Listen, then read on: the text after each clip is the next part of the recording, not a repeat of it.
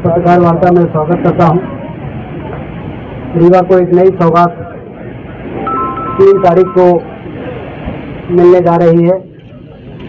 लंबे समय से रीवा में एक कमी हम लोग महसूस करते थे कि एक अच्छा पार्क सुसज्जित और व्यवस्थित, जहां पर हजारों की संख्या में लोग जा सकें, इसकी कमी है। और शहर के हृदय स्थल पे कोई इस प्रकार का स्थान विकसित होना चाहिए।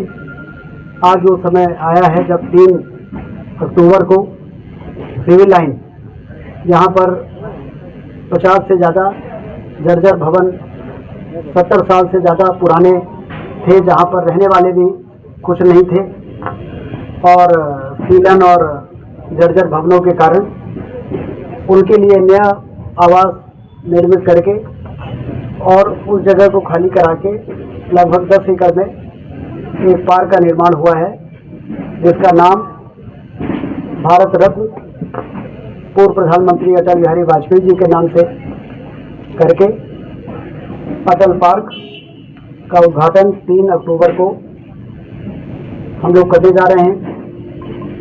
और यह कार्यक्रम भव्य हो और ज़्यादा से ज़्यादा लोग इसमें आए, इसके लिए जो बहुत बड़े संगीतज्ञ हैं, गायक हैं, आदरणीय कैलाश खेर जी, वो रीवा पधार रहे हैं। और उनके क्योंकि लंबे समय से बिंद महोत्सव के बाद फिर कोविड आ गया और भी कई परिस्थितियां निर्मित हुई, जिससे बिंद महोत्सव के लेवल का कोई कार्यक्रम रीवा में अभी हुआ नहीं। तो कैलाश खेर जी के इस कार्यक्रम से जनरली हम लोग इस प्रकार के कार्यक्रम रीवा में करते हैं, जब कोई बड़ी उपलब्धि मिल जाती है उसको सेलिब्रेट करते हैं। आपको ध्यान होगा जब रीवा का बाईपास बना था तो राजू श्रीवास्तव जी को बुलाया था कि बहुत दिनों तक रीवा के लोग दुखी रहे तो दिल खोल के हंस सके, इसलिए राजू श्रीवास्तव को बुलाया था। और जब मुगलपुर में टाइगर सफारी का उद्घाटन किया था तो सवेरे मुख्यमंत्री ने टाइगर सफारी का उद्घाटन किया, रात में इंजीनियरिंग कॉलेज के मैदान में सोनू निगम का संगीत का बहुत बड़ा कार्यक्रम हुआ था बिंद महोत्सव के अंतर्गत। ऐसे ही जब राज कपूर ऑडिटोरियम का उद्घाटन किया था तो एनसीसी ग्राउंड में सब ये संगीत के कार्यक्रम हुए थे।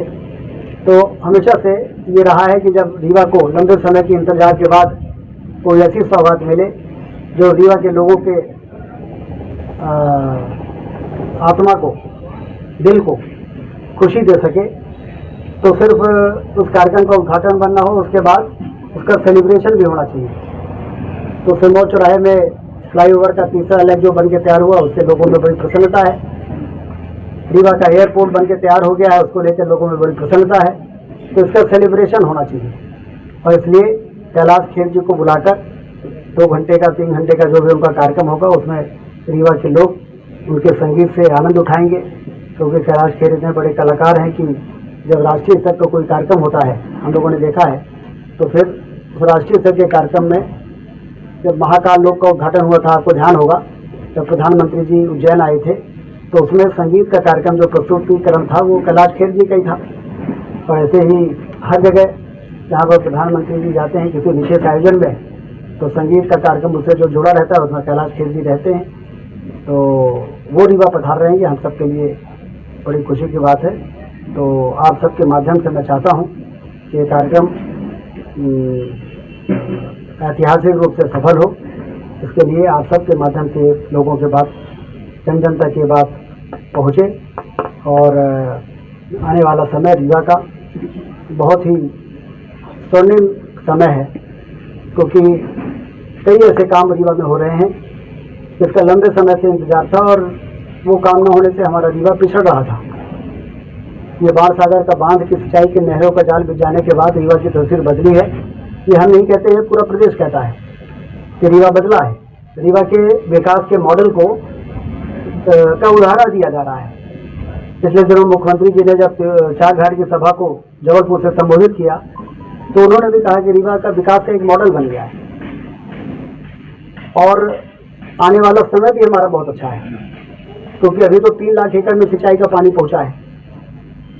ये 3 लाख एकड़ से 9 लाख एकड़ हो जाए, इसके लिए लगभग 4,000 करोड़ रुपए टेंडर हो गए हैं, जो Sitapur micro, Hanumana micro, Bahuti canal में 1400 करोड़ रुपए का स्वीकृति की योजना भारत सरकार गई है। आज मैं दिल्ली जा रहा हूं, कल वहां के जल संसाधन मंत्री से मिलके और उसकी और पैरवी करूंगा कि जल्दी वो मंजूर हो जाए। 1500 करोड़ और, तो 4,000 करोड़ का टेंडर हो गया, 1500 करोड़ का टेंडर और हो जाएगा, तो रीवा जिले और मऊगंज जिले के 9 लाख एकड़ में सिंचाई का पानी पहुंचेगा। तो 3 लाख एकड़ का जब ये असर हुआ है रीवा का कि लोग कहने लगे कि रीवा विकास का मॉडल बन गया है, तो जब 9 लाख एकड़ में पानी पहुंचेगा तो रीवा की तस्वीर कैसी होगी। और इसलिए एक और विकास और दूसरी ओर युवा पीढ़ी को नशे से बचाना। इसके लिए पिछले दिनों मैंने पुलिस के अधिकारियों का और जिला प्रशासन के अधिकारियों के साथ एक संयुक्त बैठक की थी। कुछ दिन पहले पुलिस वालों के साथ किया था, इस बार संयुक्त बैठक किया है और उसमें हमने कहा है कि नशा का अवैध धंधा करने वाले कोरेक्स और ये तमाम तरह की चीज़ों का धंधा करने वालों के जखीरों को पकड़ना, अपराधियों को जेल भेजने का काम पुलिस करे, और जो नशे के आगोश में आ गए हैं युवा पीढ़ी के लोग, उनको सुधारने का काम जिला प्रशासन करे। उसके लिए सुधार केंद्र खोले जाएं और वहाँ पर उनको पहुँचाया जाए, उनका आइडेंटिफिकेशन हो, उनको सुधारा जाए। और हमारे पास ऐसे उदाहरण हैं कि 3-4 महीने यदि सुधार केंद्रों में ईमानदारी के साथ उनको सुधारने का काम किया जाए तो बच्चों को नशा छूट जाता है और फिर वो बहुत अच्छा जीवन जीने के लिए तैयार हो जाते हैं। तो इसलिए एक और विकास और दूसरी ओर इस विकास का फल स्वर्णिम भविष्य